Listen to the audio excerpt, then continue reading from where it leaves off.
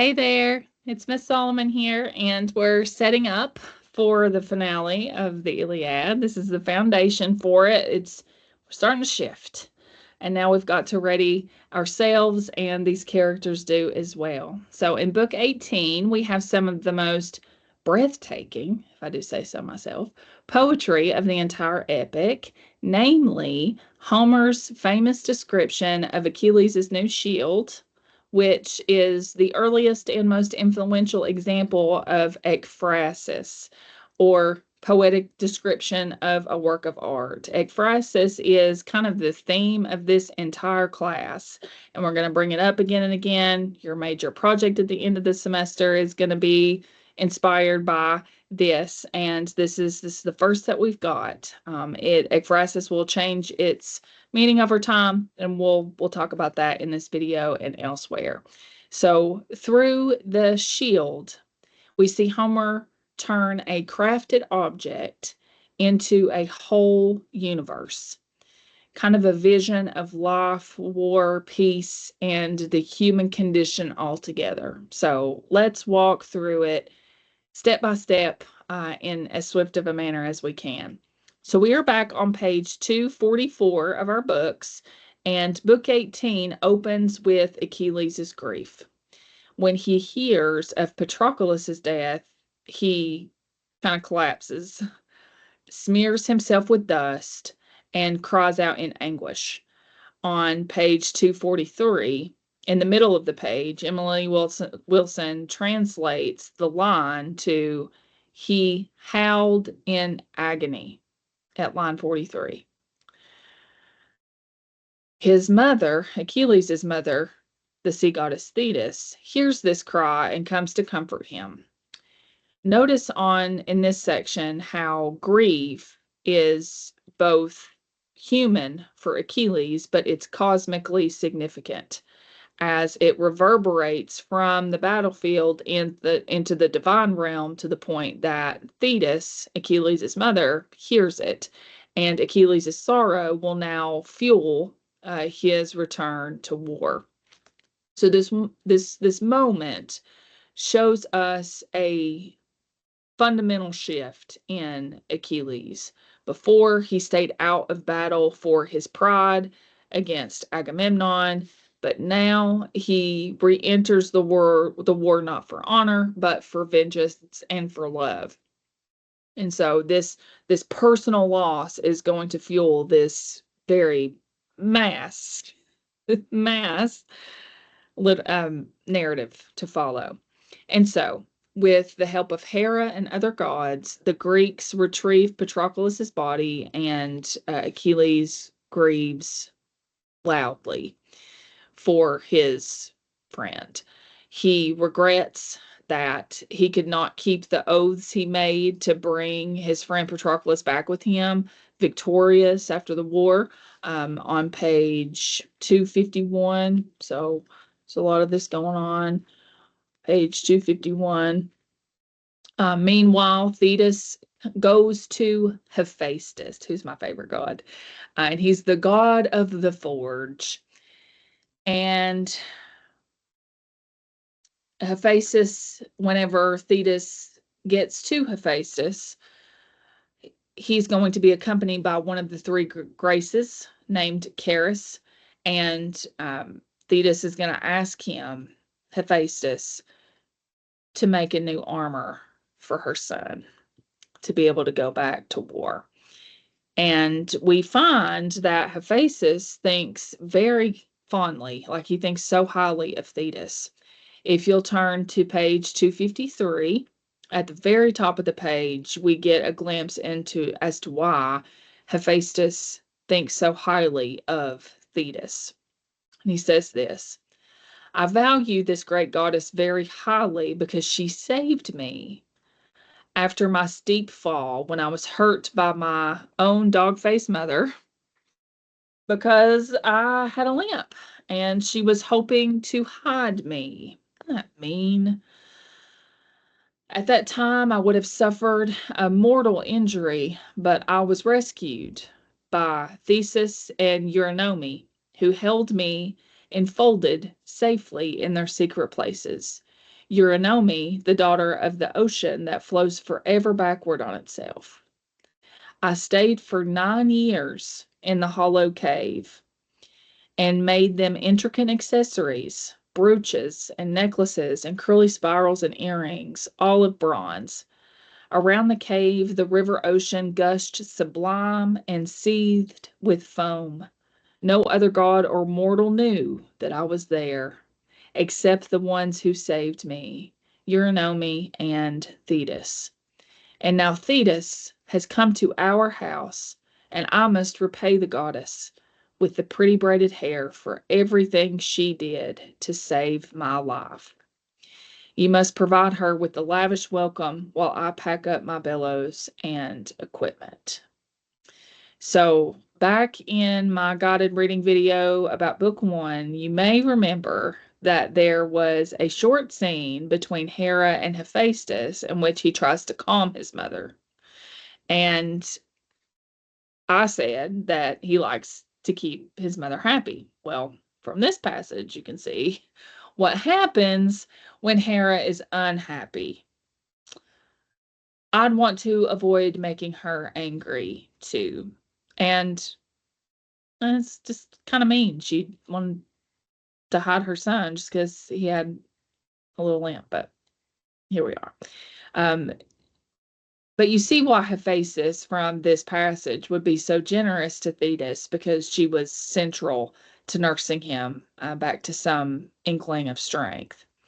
Then, toward the bottom of that same page, 253, we get a beautiful passage that humanizes Thetis a bit further and serves as a foundation for her plea to Hephaestus to arm her son.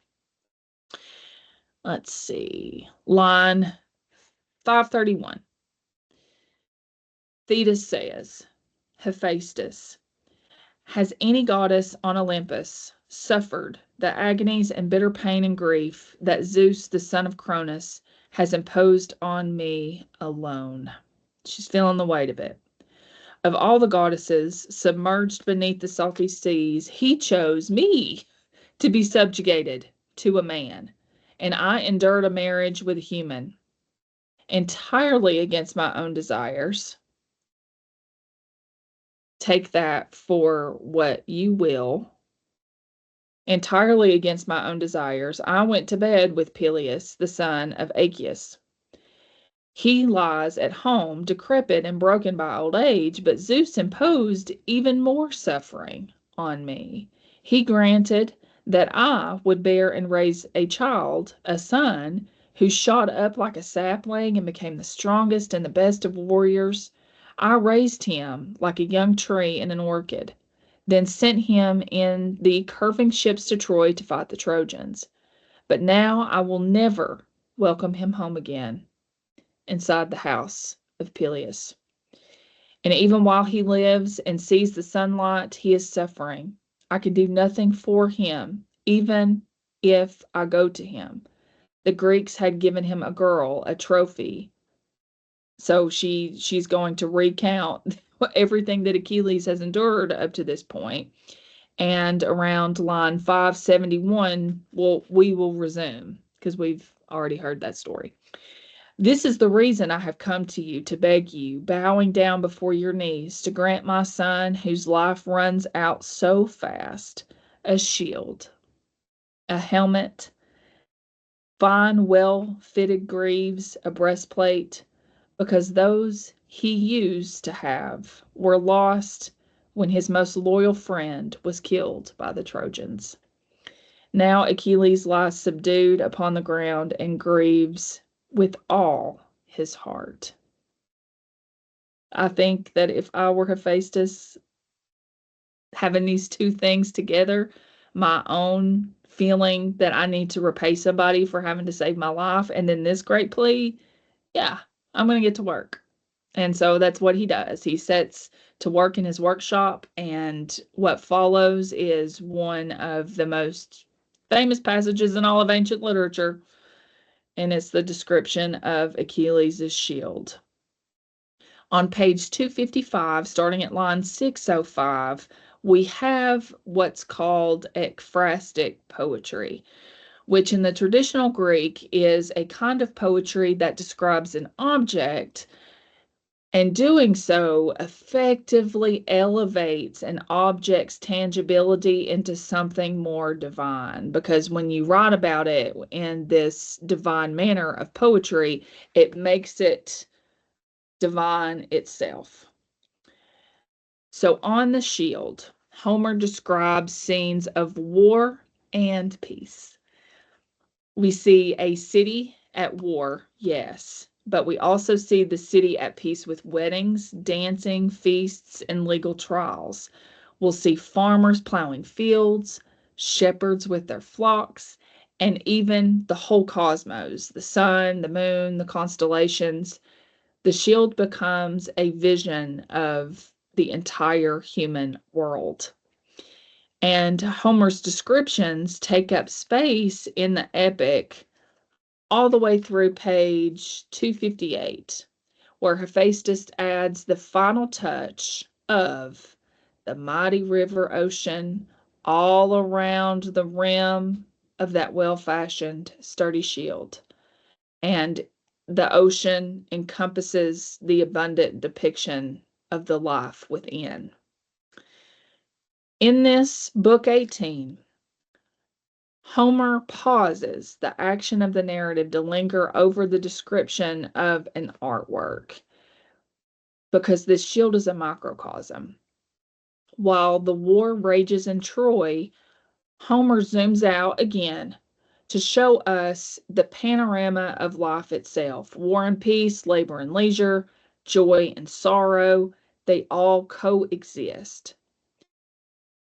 Achilles is about to re-enter battle with this world strapped to his arm. And that seems to be a great epic simile for what they're even doing here.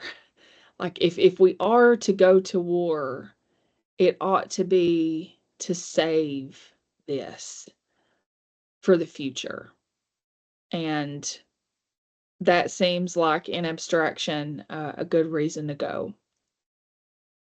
Linked to Achilles' very real grief for his friend.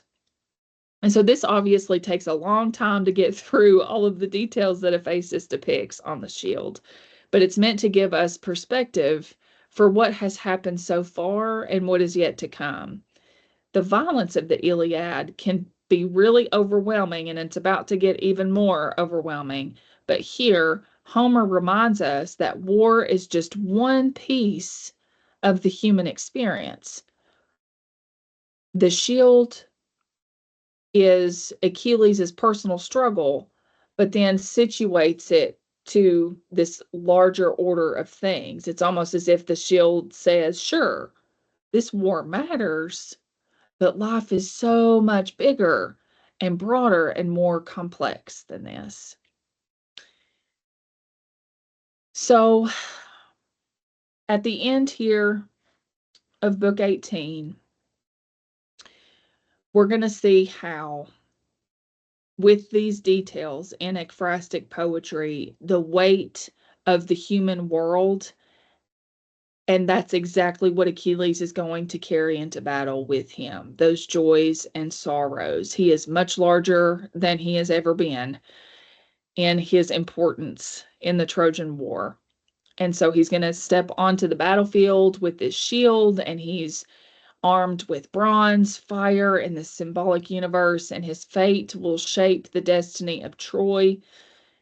And Homer, the poet, is going to signify all of that with this one object. And the whole of book 18 is meant to show us like the lowest of Achilles and the strongest that he's going to have to be. He's grieved for his bestie, and now he's preparing for battle. That balance is what gives the Iliad its enduring power. Why are we still reading this?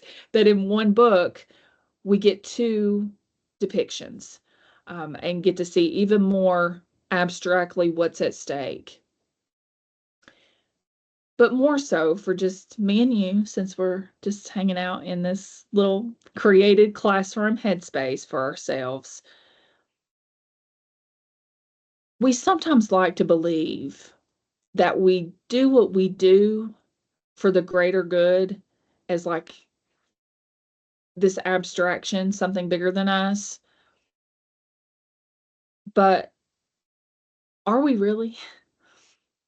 Each one of us, whatever it is that you're deciding to do with your lives, and the people that stand next to you, what they're deciding to do with their lives, if it is war and peace or anything in between, we do it for somebody, right? I teach for somebody. You're going to school for somebody.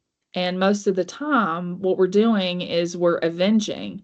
I know that I'm sitting here in front of you in this video because my mama never got to go to college, and she loved to read, and she was the greatest teacher that I ever knew. And I thought, man, if my mama would have had everything that I had to be able to empower students, then this would be exactly what she would do. And so I'm avenging her because she didn't get to do that thing.